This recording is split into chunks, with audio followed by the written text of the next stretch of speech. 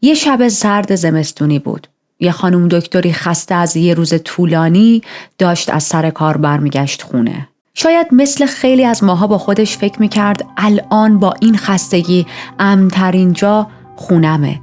اما خبر نداشت یه سایه شومی از خطوط راه آهن مسیرش رو گرفته به سمت خونش.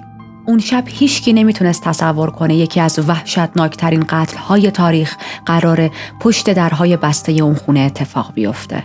قاتلی که همیشه از روی ریل ها می اومد اون شب مسیرش رو به خونه این خانم دکتر پیدا کرده بود و توی خونش پنهان شده بود.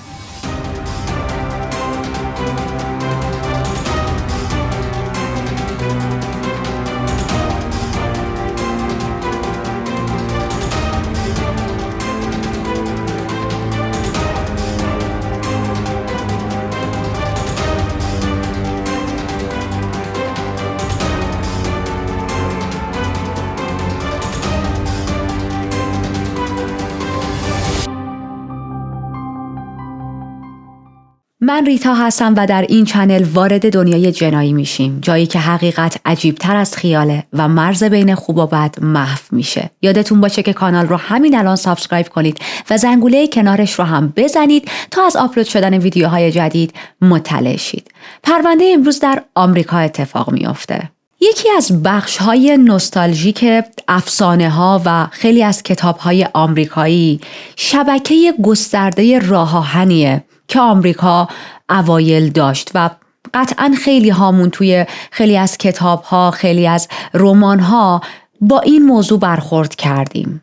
ریل‌های فولادی که آمریکایی‌ها رو به سرزمین‌های جدید می‌بردن. از دل صحراها و کوه‌ها، از بین مزرعه‌های گندم و روی رودخونه‌های بزرگ. شاید برای همین بوده که نویسنده ها صدای قطارهای بخار رو توی نوشته هاشون گاهی مثل یه موسیقی باشکوه توصیف کردن در اون زمان. یه نویسنده دیگه من یه جا خونده بودم که نوشته بود ریل ها نمادی از قدرت هستن در تجارت آمریکا. ولی خب حتی زیباترین رویاها و منظره ها هم گوشه های تاریک خودشونو دارن. برای نزدیک 2 سال یک قاتل بیرحم مثل یک سایه دست نیافتنی مسیرهای راه آهن آمریکا رو دنبال می‌کرد و قربانی‌های بیخبر از همه جا در حالی که اصلا انتظارش رو نداشتن رو به قتل میرسون، جونشون رو میگرفت به صورت خیلی رندوم. شیوهش همیشه یکسان بود. نزدیک خطوط راه آهن دست به قتل میزد و بعد از اینکه قتل رو تموم میکرد، کار خودش رو میکرد، با اولین قطار سوار میشد و فرسنگ‌ها دور میشد از محل قتل. برای همین همیشه یک قدم از پلیس جلوتر بود. یکی از اصلی ترین دلایلی که پلیس نمیتونست این قاتل رو پیدا کنه به خاطر اینکه متد و روشش، مدل فعالیتش با قاتل‌های زنجیره‌ای که تا اون زمان پلیس باهاشون روبرو شده بود کاملا فرق داشت. پلیس با متد این قاتل اصلا آشنا نبود. انگیزه این قاتل بیشتر برآورده کردن نیازهایی مثل الکل، مواد مخدر یا حتی پیدا کردن یک جایی برای قایم شدن و زندگی بود. خیلی وقتها هم دنبال پول میگشت و برای همین قتل انجام میداد.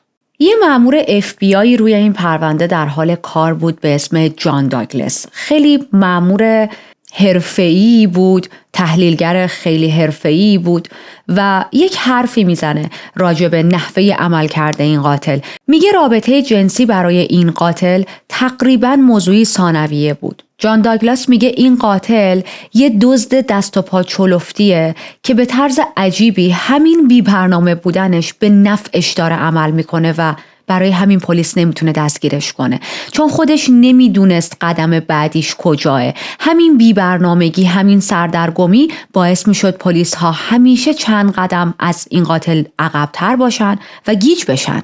یکی دیگه از دلایلی که دستگیری این قاتل رو بسیار سخت میکرد همین هیچ آدرس ثابتی نداشتنش بود. همیشه بین آمریکا، کانادا و مکزیک در سفر بود. حالا کجای این 3 لوکیشن میره مشخص نیست. چرا؟ چون خودش هیچ جای مشخصی نداشت.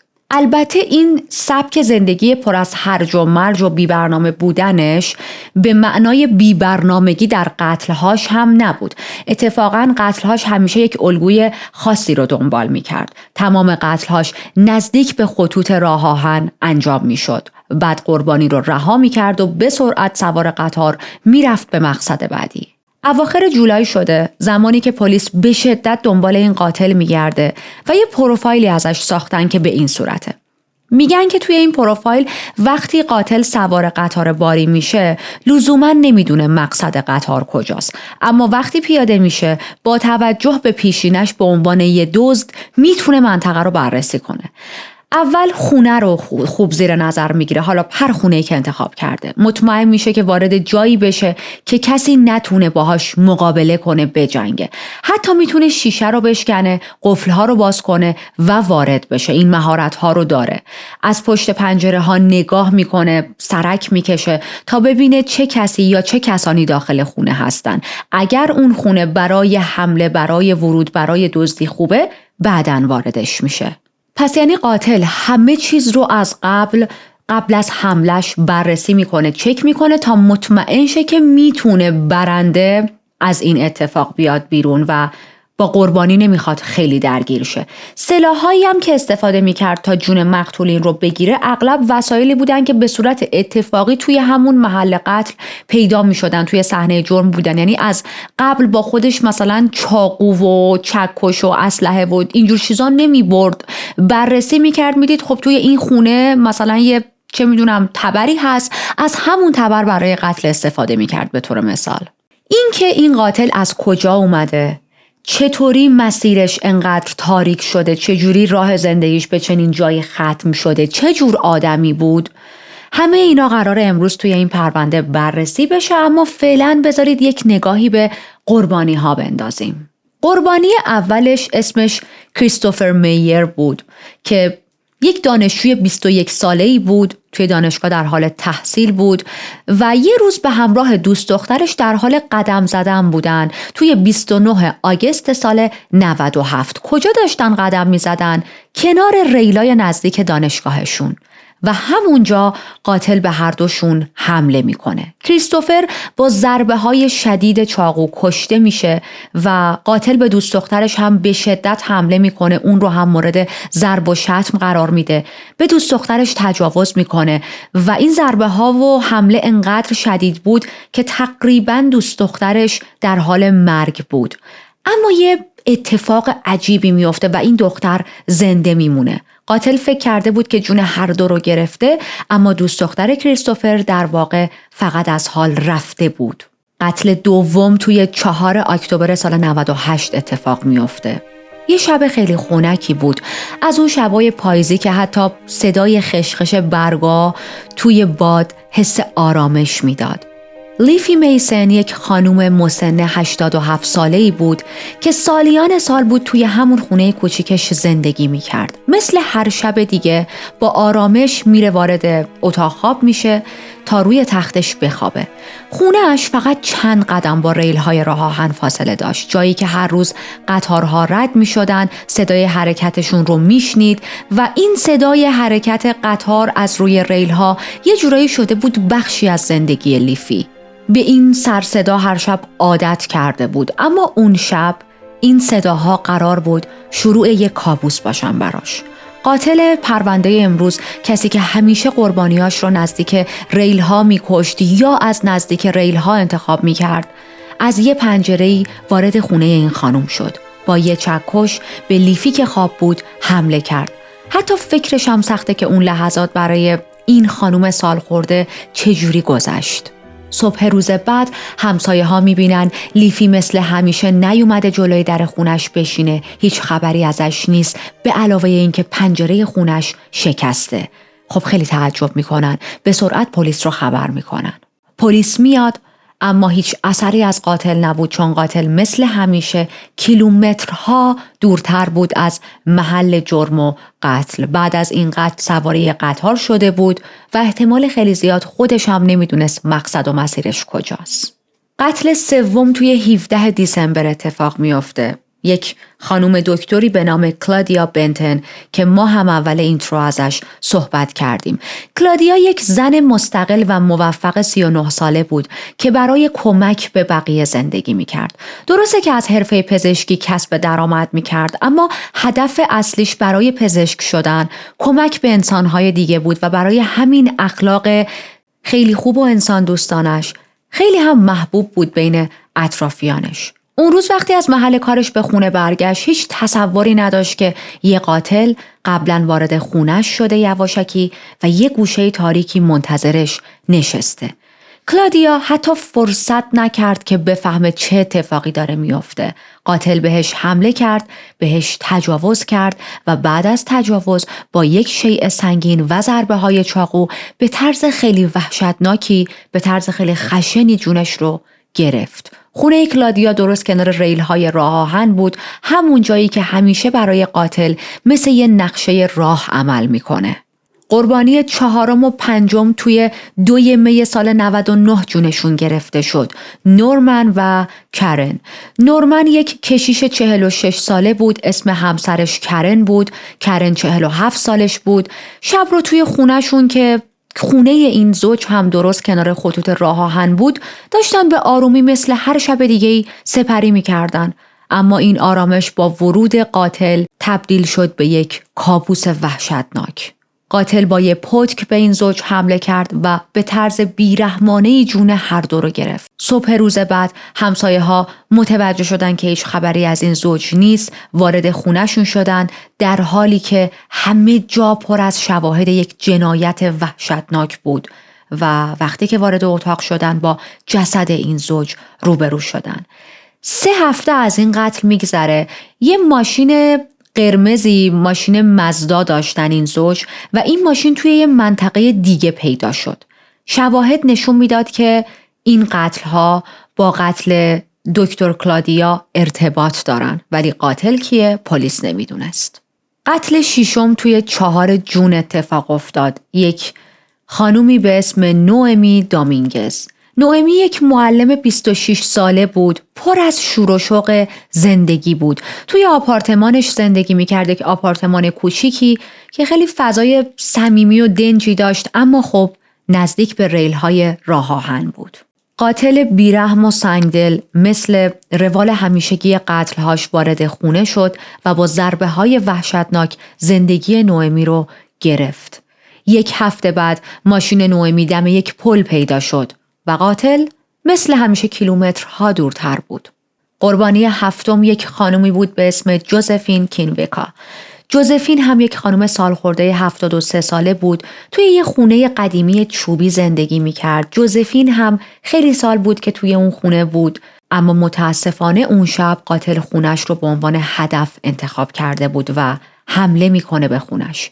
با یه ابزار باغبونی نوک‌تیز به سر جوزفین ضربه میزنه و با همون ضربه جون این خانم رو میگیره.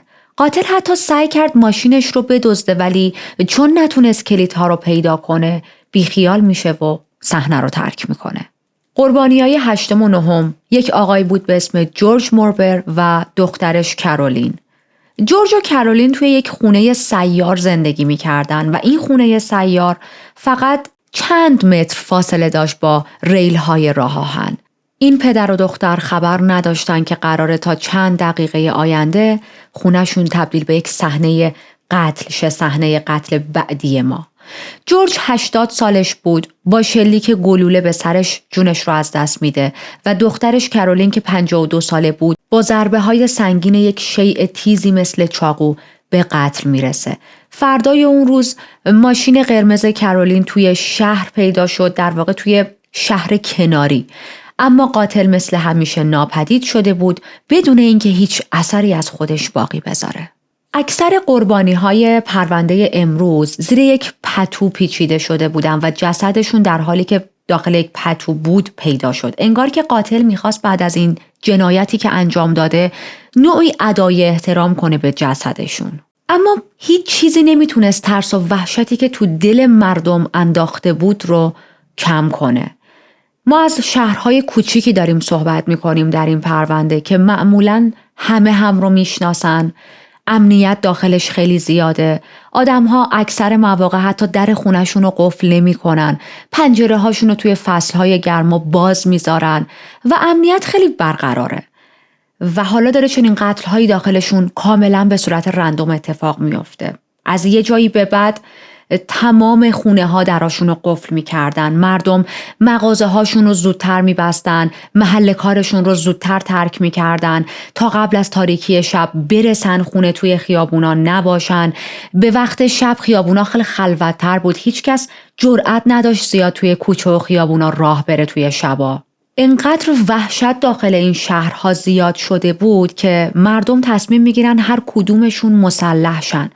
آدم‌هایی که هرگز دوست نداشتن اسلحه بخرن، آدم‌هایی که هرگز توی زندگیشون به خرید اسلحه فکر نکرده بودن، حالا الان صف می‌کشیدن دم اسلحه فروشی‌ها تا بتونن خودشون رو مسلح کنن. مغازه‌هایی که برای سالیان سال تفنگاشون گوشه ویترین داشت خاک می‌خورد و فروش‌های آنچنانی نداشتن، حالا الان نه تنها کاملا خالی شده بودن، بلکه داشتن درخواست هم میدادن که اسلحه‌های بیشتری برای فروش به مغازه‌شون بیاد. فروشنده‌های این مغازه‌ها میگفتن ما به عمرمون همچین تقاضایی ندیده بودیم و توی این همه سال کار کردن چنین فروشی نداشتیم.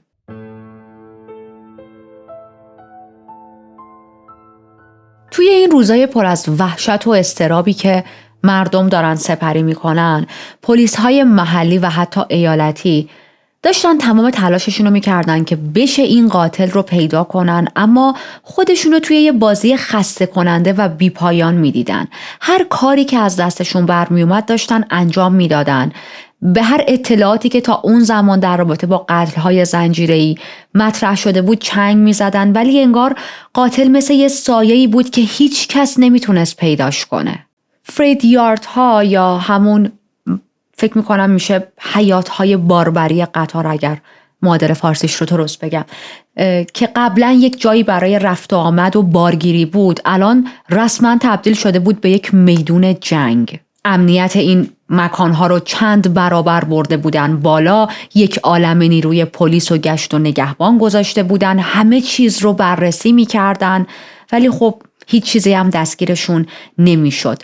هر کسی رو می‌دیدن که ممکنه یک قاتل باشه، ممکنه شبیه به قاتل باشه رو سعی می‌کردن دستگیر کنن. افرادی مثل هوملس ها یا هوبوها، اما خب هیچ کدوم از این آدم ها مظنون های واقعی نبودن و فقط وقت پلیس داشت حروم می شد.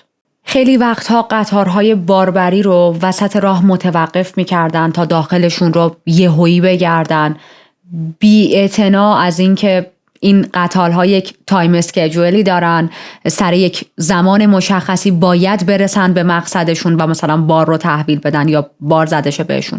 انگار کل سیستم راه آهن کشور برای گرفتن فقط یک آدم به معنای واقعی فلج شده بود. پلیسا می اومدن واگن به واگن همه جا رو می گشتن، اما باز هم هیچ اثری از قاتل پیدا نمی کردن.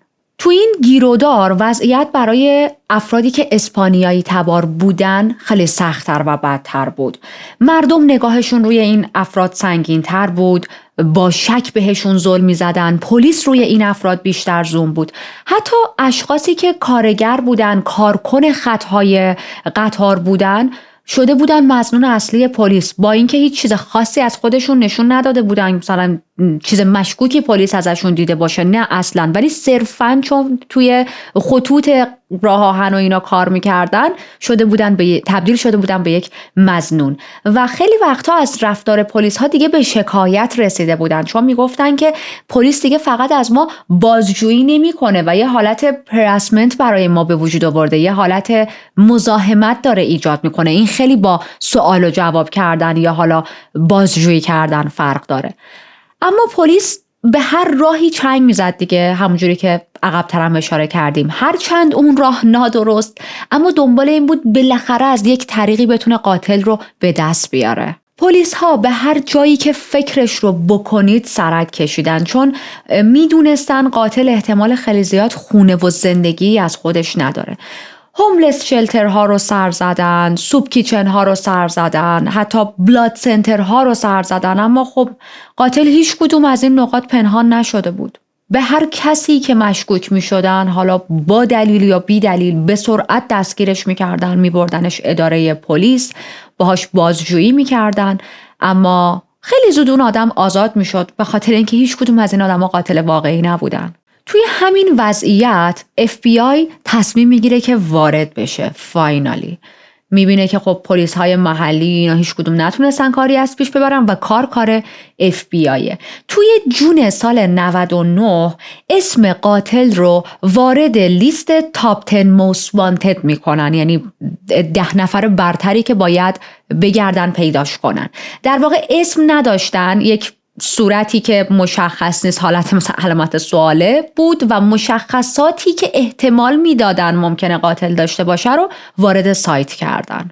این یعنی اینکه حالا با حضور FBI، با ورود FBI به این پرونده، کل کشور دنبال یه مردی بودن که دقیقاً داره مثل سایه همه جا جابجا میشه. حتی FBI برای اینکه بتونه یک انگیزه بیشتری به مردم بده، توی اون زمان مبلغ $50,000 جایزه تعیین میکنه برای هر کسی که اطلاعاتی در اختیار پلیس و FBI بذاره که منجر به دستگیری این قاتل بشه. ولی بعد از چند روز این جایزه $50,000 تبدیل شد به یک جایزه $125,000. چرا؟ چون شهرهای مختلفی که خیلی مستقیم این قتل‌ها داخلش اتفاق افتاده بود و به قولی تحت تاثیر جنایت‌های این قاتل قرار گرفته بودن، خودشون اومدن و پول بیشتری رو اضافه کردن به این $50,000 و جمعاً شد $125,000. ولی هنوز هم کسی چیزی نمیدونست. کلادیا رو خاطرتون هست، همون خانم دکتره.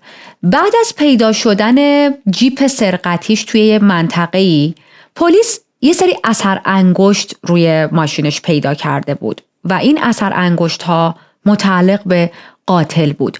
اول به این اثر انگشت ها توجهی نکردن و فکر کرده بودن اینا متعلق به خود کلادیاست، اما وقتی که دیدن قاتل فرسنگ ها باهاشون فاصله داره و هیچی ازش نمیدونستن، تصمیم میگیرن مجدد برگردن به ماشین مقتولین، به اثر انگشت ها، به صحنه های جرم و توی همین بررسی های دوباره و مجدد اثر انگشت های روی ماشین کلادیا رو چک میکنن و میفهمن نه، این اثر انگشتا متعلق به خود کلادیا نبود.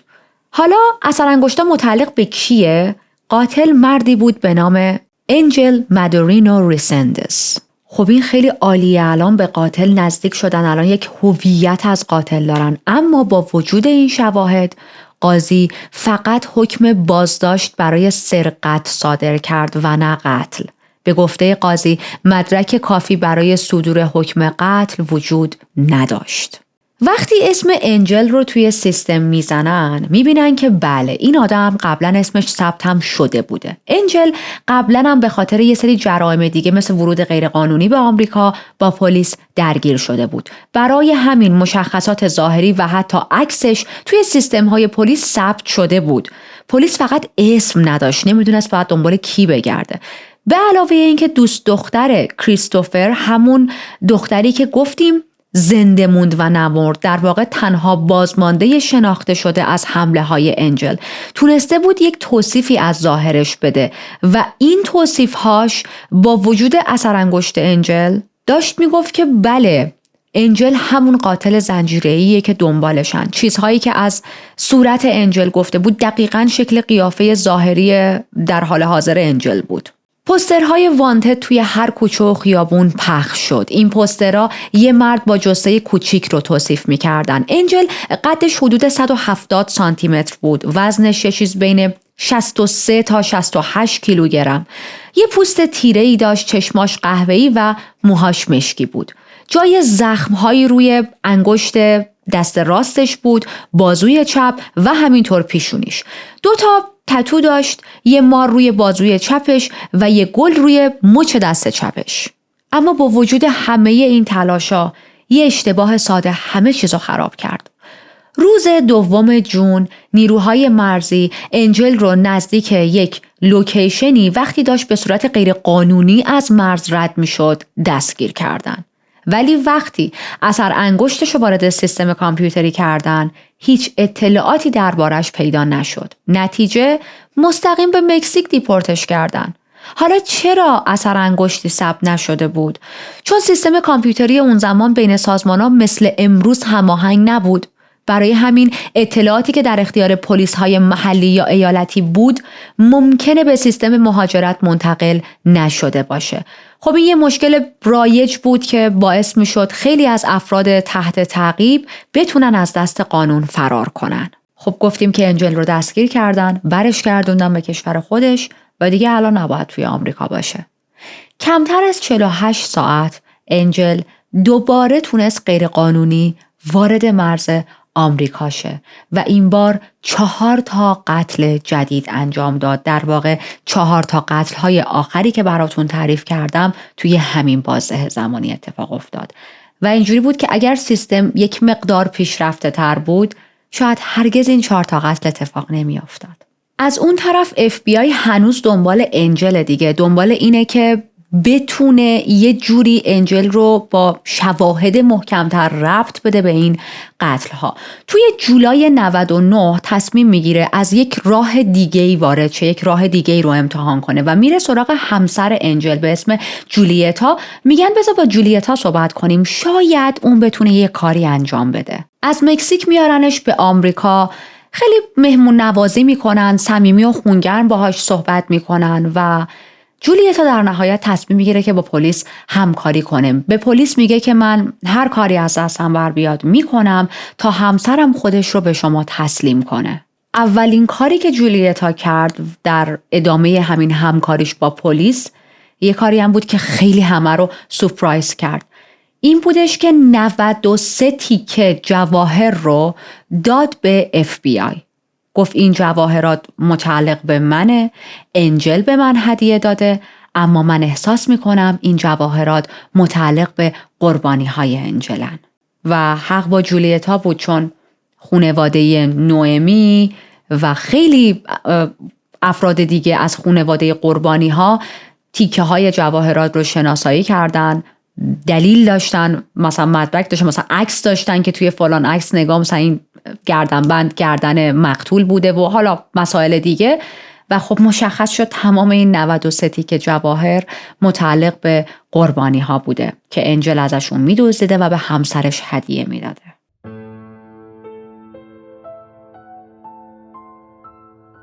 از همون ابتدا مشخص بود که انجل فقط یه قاتل اتفاقی نیست. جان داگلاس رو خاطرتون هستی که همون مأمور FBI، مأموری که ساعتهای زیادی رو برای شناسایی افرادی مثل انجل سپری کرده بود، یه نظریه‌ای داشت. اونم این بود که قتل‌ها احتمالاً تو اواخر 20 سالگی انجل شروع شده. میگفت که ممکنه اول افرادی شبیه به خودش رو شروع کرده به کشتن، مثلا مردهایی که آواره بودن و توی خیابونا زندگی میکردن و بعد الگوی قتلهاش مقداری تغییر کرده از نظر انتخاب قربانی ها. انجل بارها توسط نیروهای مرزی آمریکا دستگیر شده بود، به مکزیک دیپورت شده بود. هر بار که این اتفاق میافتاد خشمش نسبت به جامعه بیشتر میشد. میدونید برای انجل آمریکا نماد یک کشور ثروتمند بود که هیچ وقت اجازه نمیداد انجل جایی داخلش پیدا کنه. داگلاس در ادامه توضیح میده که این خشمی که انجل داشت همراه با حس ناکافی بودن و شکست و البته مصرف مواد مخدر و الکل باعث شد که انجل ترس و تردیدش رو بذاره کنار، از بین ببره و خیلی راحت تر به قتل رو بیاره. FBI یک برد سرتیفیکیت از انجل داشت که نشون میداد توی اول آگوست 1960 توی مکزیک به دنیا آمده و اطلاعات خیلی زیادی راجع به دوران کودکی انجل مثل حالا خیلی از پرونده هایی که با هم بررسی میکنیم وجود نداره. من حالا همین اطلاعات محدود رو بهتون میگم. مادرش یک خانومی بود به اسم ویرجیانا. گفته شده که چند وقت بعد از تولدش اسم خانوادگیش رو تغییر دادن. انجل دوران کودکیش رو کلش رو با یه خانواده دیگه گذروند و نه با خانواده اصلی خودش. دلایلش مشخص نیست، اما معلومه اون خانواده‌ای که انجل باهاشون وقت میگذروند، مهمترین دوران زندگی، دوران کودکیش رو داشت باشون سپری میکرد، اصلاً راهنمایی‌های درستی بهش نداده بودن. حالتی بودش که فقط زندگی میکرد دیگه، نفسی میکشید کنارشون و یه غذایی میخورد و یه جای خوابی داشت و برای خودش میگذروند روزاشو. حتی توی خیلی از منابع گفته شده که احتمال زیاد انجل توی دوران کودکی و توی همون شهر کوچیکی که بوده افرادی بهش تجاوز کردن، اما خب به خاطر اون محیط سنتی و بسته‌ای که وجود داشته در مکزیک نمیتونسته به کسی حرفی بزنه. به طور کل میشه گفت که انجل از بچگی بی سرپرست بوده. درست اسمن سرپرست داشته ولی واقعا بی سرپرست بوده، بدون خانواده واقعی که بهش اهمیت بده و اینجوری میشه که خیابونها براش تبدیل به خونه شدن.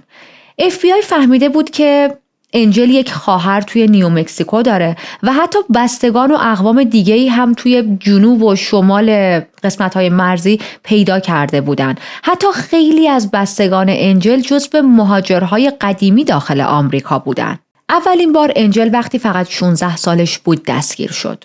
اون موقع توی تگزاس دستگیرش کردن، وقتی که داشت غیرقانونی از مرز رد می شد. 2 ماه بعد دیپورتش کردن، ولی خب این فقط شروع یه داستان طولانی بود و قرار نبود درگیری انجل با قانون از بین بره. سال 76 بعد از اولین دیپورتش 1 ماه بعد دوباره وارد کشور شد و توی میشیگان مستقر شد. ماه اکتبر دوباره توی تگزاس دستگیر شد، اما بعد از یک مدتی ناپدید شد. هیچ کس نمیدونه کی و چطوری بعد از آخرین دیپورتش توی بازه زمانی که دارم براتون تعریف میکنم مجدد به آمریکا برگشته، ولی توی سپتامبر سال 79 در حالی که داشت یک ماشینی رو سرقت میکرد و توی یک حمله توی یک درگیری دستگیرش کردن. این بار خب چون فقط جرمش ورود غیرقانونی نبود و حمله و دزدی هم دخیل بود توی جرمش، براش 20 سال زندان میبرن توی فلوریدا. اما به طرز خیلی عجیبی عفو میخوره و 6 سال بعد آزاد میشه. بعد از آزادیش البته به مکزیک دیپورتش میکنن. ولی خب ما میتونیم دیگه، انجل مثل کش تنبون میمونه، این میکشی دوباره برمیگرده سر جای اولش و دوباره وارد آمریکا شده بود. اونجا بود که جرمهاش تبدیل میشه به جنایت‌های خیلی عمیق و بدتر مثل قتل. توی دهه بعد جرایم مختلفی رو مرتکب شده بود که حالا من اینا رو به ترتیب بهتون میگم. یعنی میخوام بگم به جز قتل ببینید چقدر دیگه این آدم دستگیر شده.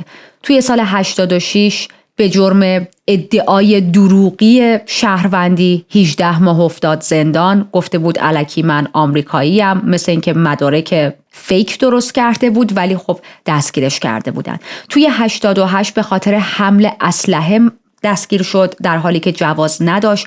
18 ماه میندازنش زندان، اما بعد از 1 سال آزاد میشه.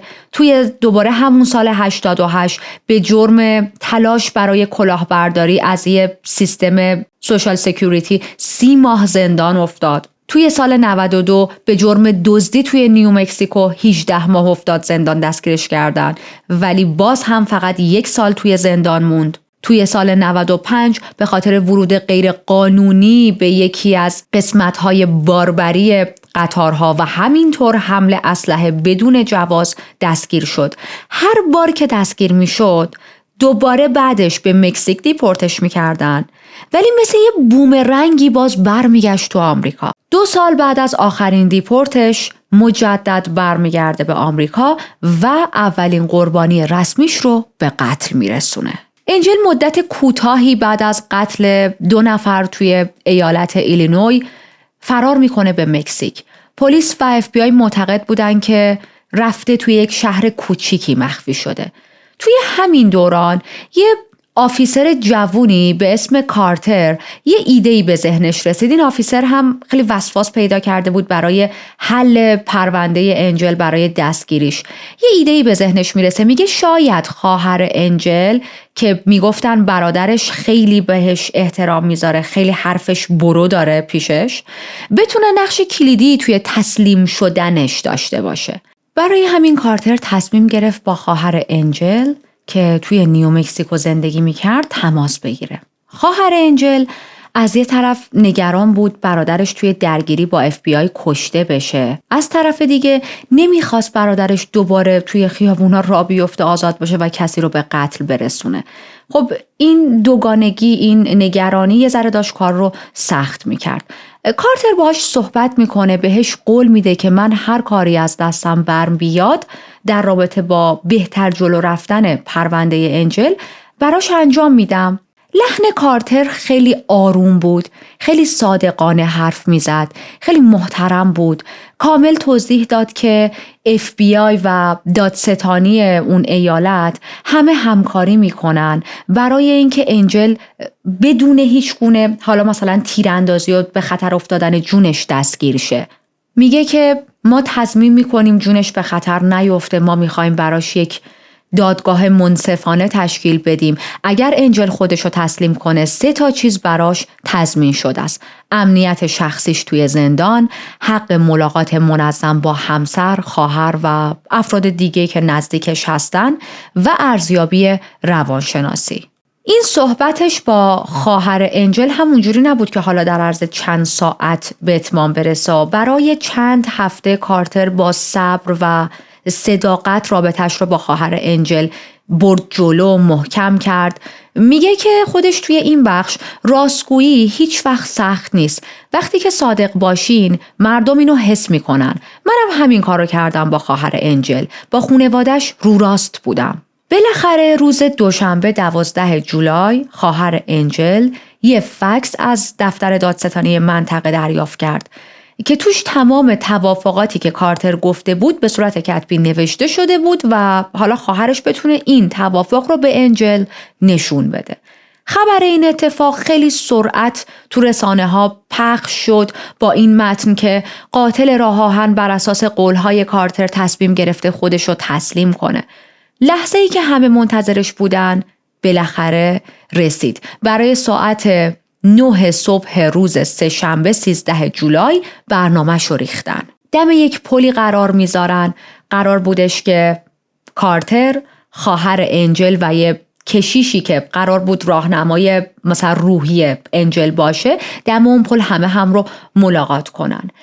کارتر میگه اولین بار که چهره انجل رو دیدم خیلی هیجان زده بودم و مدام با خودم میگفتم همینه، بالاخره ما موفق شدیم این قاتل رو دستگیر کنیم. یه ماشین اومد نزدیک پل، انجل از توی اون ماشین پیاده شد. یه شلوار جین خیلی کثیفی تنش بود، لباساش کلاً کثیف بود، چکمه هاش همه گلی بود. پیاده میشه از ماشین نزدیک به کارتر میشه، دستشو دراز میکنه، کارتر هم باهاش دست میده و خیلی آروم اونجا دستگیرش میکنن. کارتر یکی از بزرگترین دستگیری های تاریخ تگزاس رو انجام داد، ولی خودش با فروتنی از پذیرفتن اعتبار کامل این موفقیت خودداری میکنه. میگه حمایت FBI و مقامات قانونی دیگه نقش کلیدی توی این عملیات داشتن. ولی به نظر منم واقعا اگر کارتر این صبر و حوصله و این آیدیا رو نمی آورد وسط، نمیتونستن انجل رو حداقل به این راحتی دستگیر کنن. خانواده و دوستای قربانی ها، بازمانده ها خیلی خوشحال میشن. چند صد نفر توی شهرهای مختلف شروع میکنن جشن گرفتن. مراسم شکرگزاری درست کرده بودن. کنار ریل قطار جمع می شدن همزمان که قطار داشت حرکت می کرد و صدای سوت قطار می پیچید. مردم هم جیغ می زدن، دست می زدن، می رقصیدن. انقدر خوشحال بودن از اینکه انجل بالاخره دستگیر شده. اما خب همه هم انقدر خوشحال نبودن دیگه. برخی از خانواده قربانی ها هنوز نمیتونستن خشمشون رو فراموش کنن. خانواده یکی از قربانی ها به رسانه ها میگه من بدترین آرزوها رو برای انجل دارم. اون زندگی خیلی از ماها رو نابود کرد و امیدوارم بدترین اتفاقها تو زندگیش براش رقم بخوره.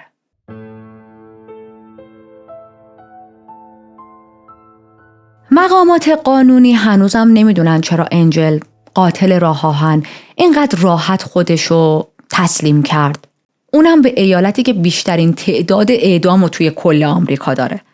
واقعیت اینه که انجل باید میدونست اگه به جرم هر کدوم از قتل‌ها توی تگزاس محکوم بشه که خب احتمالش هم خیلی بالاه، قطعاً حکم اعدام میگیره. به خصوص که توی برخی از شهرها رسما خواستار اعدامش با صندلی الکتریکی بودن. ولی خب با علم بر همه اینا خودش رو تسلیم کرد. توافقی که کارتر برای تسلیم انجل مطرح کرده بود کاملا شفاف و بی ابهام بود. هیچ چیزی توی توافق نبود که انجل رو به اشتباه بندازه یا با خودش این فکر رو بکنه که میتونم از مجازات فرار کنم. برای همین میگم به احتمال زیاد با علم بر تمام این چیزها خودش رو تسلیم کرده بود. دنیای بی پایان ریل‌ها و سفرهای آواره‌وار انجل تبدیل شد به یه سلول چند متر در چند متر توی یه زندان فوق امنیتی، یه سلول تاریک و فاقد بهداشت. یه تخت داخلش بود، یه دستشویی داشت، یه روشویی داشت و اینا شده بود دارایی‌های جدید زندگیش. به خاطر حساسیت زیاد این پرونده تحت نظارت ویژه قرار گرفته بود که حالا خودش به خودش نتونه آسیبی برسونه و بقیه هم داخل زندان آسیبی بهش نرسونن. همیشه یک مأموری بود که دائما اونو تحت نظر داشته باشه. اون موقعی که دستگیرش کردن رفت زندان و منتظر دادگاهش بود، 4 اتهام قتل به صورت رسمی علیه انجل ثبت شده بود. ولی خب قرار بود اتهامات دیگه‌ای هم از ایالت‌های دیگه بهش اضافه شه. فلوریدا هنوز در حال بررسی نمونه‌های خونی بود که از صحنه قتل توی سال 97 پیدا کرده بود. یه سری جسد نزدیک یه خطوط راه آهن کشف کرده بودن و خب حالا داشتن دیگه پله پله همه اینا رو بررسی می‌کردن. ما رسیدیم به اواخر مارچ 1999 و 8 روز طول میکشه تا بتونن هیئت منصفه رو انتخاب کنن. اما خب قراره یک فصل جدیدی از پرونده انجل آغاز شه به همراه خیلی از تنش‌هایی که داره. حالا تنش از چه نظر میگم؟ انجل اصلا نمیخواست با وکلاش همکاری کنه. از اون طرف انجام آزمایش‌های روانپزشکی که دادگاه تعیین کرده بود باید روش انجام شه رو رد کرد. گفت نه، نمیخوام روم آزمایش‌های روانپزشکی انجام بدن. البته در نهایت راضی شد ولی خب خیلی اذیت کرد دیگه تا این موضوع رو قبول کنه. حتی وکلاش درخواست کردن که باید محل برگزاری دادگاهاش رو تغییر بدن به خاطر اینکه یک محاکمه عادلانه‌ای باید براش اتفاق بیفته و توی اون ایالت به خاطر جنایت‌های زیادی که انجام داده هیئت منصفه عادلانه انتخاب نشده. و این موضوع رو هم انجل قبول نکرد. گفت نه، همینجا اوکیه، من محاکمم تو همین ایالت انجام بشه. انجل رسما به قتل 7 نفر متهم شده بود، اما قرار بود فقط برای یکی از قتل‌ها محاکمه و محکوم بشه. چه قتلی؟ قتل دکتر کلادیا بنتن که توی سال 98 تو خونه خودش به طرز خیلی وحشیانه‌ای به قتل رسیده بود. جسد دکتر کلادیا فقط چند هفته قبل از کریسمس پیدا شده بود. بدنش کاملا از هم پاشیده بود، خیلی آسیب دیده بود. شواهد مهمی مثل فرمون ماشین کلادیا توی خونه دوست دختر انجل پیدا شد. اثر انگشت انجل هم که گفتیم روی ماشینش کشف شده بود دیگه. وکلای مدافع انجل میدونستن پرونده علیه موکلشون غیر قابل برده. تنها راهی که میدیدن پیش روشونه این بود که تلاش کنن انجل به خاطر جنون از مجازات مرگ نجات پیدا کنه. دادگاه خیلی با تأخیر شروع شد به خاطر همون چند تا موضوعی که عقب‌ترم بهتون گفتم. انجل اول قبول نمی‌کرد روانپزشک‌ها باش صحبت کنن، آزمایش روش انجام بدن. خب طول کشید تا قبول کنه. بعدش که قبول کرد خب به همون نسبت گزارش روانپزشک‌ها دیر دست دادگاه رسید. از اون طرف وکلاش خیلی داشتن تلاش میکردن که بتونن لوکیشن دادگاه رو تغییر بدن. معتقد بودن که باید توی جایی محاکمه های انجل شروع شه که مردم حساسیت کمتری نسبت به این قاتل زنجیره‌ای داشته باشن و عادلانه دادگاهش جلو بره. ولی خب در نهایت این تلاش وکلاش به نتیجه‌ای نرسید، چون خود انجل پاشو کرده بود توی کشف و میگفت نه، من باید همینجا محاکمه شم. میگه که یعنی اعتقادش این بود که مهم نیست من هر جایی محاکمه شم، همینه، افکار عمومی علیه من مسموم شده، مردم از من متنفرن. بالاخره توی 8 می 99 دادگاهاش آغاز میشه. جمعیت توی دادگاهاش خیلی زیاد بود. قاضی برای حساسیت زیاد این پرونده دستور داد که وکلا حق ندارن به هیچ عنوان تا انتهای کل پروسه دادگاه با مطبوعات خبری حرف بزنن. ولی پشت درای دادگاه جمعیت خیلی زیادی جمع شده بودن. خیلی دادگاهش پر از تنش و احساسات بود. اگر دادگاهش رو بخوام خلاصه بهتون بگم، توی کل محاکمه تمرکز اصلی روی این بود که آیا انجل موقعی که داشت جنایت‌هاش رو انجام میداد عاقل بوده یا نه. تیم دفاع روانپزشکی رو میارن. این روانپزشک توی دادگاه یه سری توضیحات میده، میگه که انجل به این دلیل به اون دلیل مبتلا به اسکیزوفرنیه. میگه که انجل موقعی که داشت قتل‌ها رو انجام میداد متوجه نمیشد که کارش اشتباهه، یک توهم ذهنی توی مغزش داشت، قربانی‌هاش رو به صورت یک توهم دیداری مثلا شرور میدید و فکر میکرد داره کار خوبی انجام میده که این آدم‌های شرور رو به قتل میرسونه. اما روانپزشکی که دادستانی آورد به عنوان شاهد حرفش کاملا برعکس بود. میگفت که نه، انجل موقع ارتکاب قتل ها کاملا میدونسته داره چی کار میکنه و چیزی به اسم اسکیزوفرنی درگیر نبوده باهاش. مدارک دیگه هم بر علیهش بود، مثل اثر انگشتش، اثر کف دستش خیلی جاها وجود داشت، شواهد دی ان ای وجود داشت، کلا همه چیز بر علیهش بود و همونطوری هم که وکلاش فکر میکردن خیلی دنبال این نبودن که حالا تبرئه مثلا برای این آدم بگیرن یا جرمش رو کمتر کنن. دنبال این بودن که بشه حکم یه ذره کمتری بهش بدن و فقط کشته نشه بلکه حبس ابد بگیره توی زندان. هیئت منصفه فقط 10 ساعت نیاز داشت تا تصمیم بگیره. 10 ساعت میرن برای شور. توی 17 می 99 برمیگردن انجل رو به جرم قتل عمد درجه 1 گناهکار اعلام میکنن. با وجود تمام تلاش‌های وکلا و تیم دفاعش، قاتل راه آهن به اعدام محکوم شد. چند سال میره زندان، تو صف اعدام بود. در نهایت توی سال 2006 در تگزاس با تزریق سم اعدام میشه. قبل از اعدامش تقریبا مثلا 6-7 سال توی زندان مونده بود.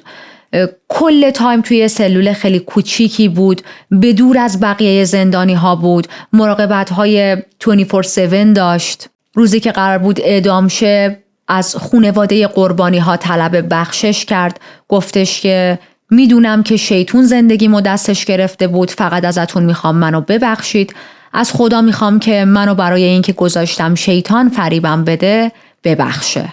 این شیطون بدبخت اگر توی پرونده های جنایی نبود، نصف قاتلا نمیدونستن قتلشون رو گردن کی بندازن. و پرونده قتل های انجل هم به اتمام رسید. مثل روال همیشه که قبل از اینکه با هم خداحافظی کنیم بریم تا چند لحظه راجع به قربانی های پرونده صحبت کنیم و با هم دیگه خداحافظی کنیم. پرونده امروز هم یکی از هزاران داستانی بود که درباره قربانی های روایت شد. آدم هایی که هر کدوم قصه‌ای برای گفتن داشتن، زندگی هایی پر از امید، رویا و عشق.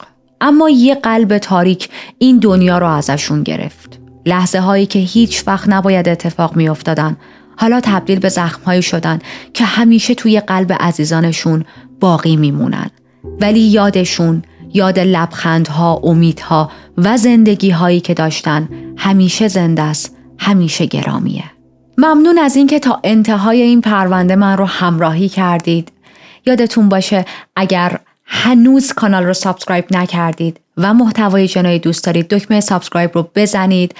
گاهی اوقات خیلی از دوستان کامنت میذارن، مخصوصا دوستانی که توی ایران با VPN کانکت میشن تا بیان توی یوتیوب بتونن ویدیوها رو ببینن. میگن که ما سابسکرایب کردیم پریده. و خب این من فکر میکنم به خاطر موضوع VPN خیلی زیاد پیش میاد. اگر که زنگوله کنار رو بزنید و نوتیفیکیشن رو روشن کنید، فکر میکنم این اتفاق خیلی کمتر بیفته. چون که من اینو وقتی به چند تا از دوستان گفتم این کار کردن، دیگه اون سابسکرایب نپریده.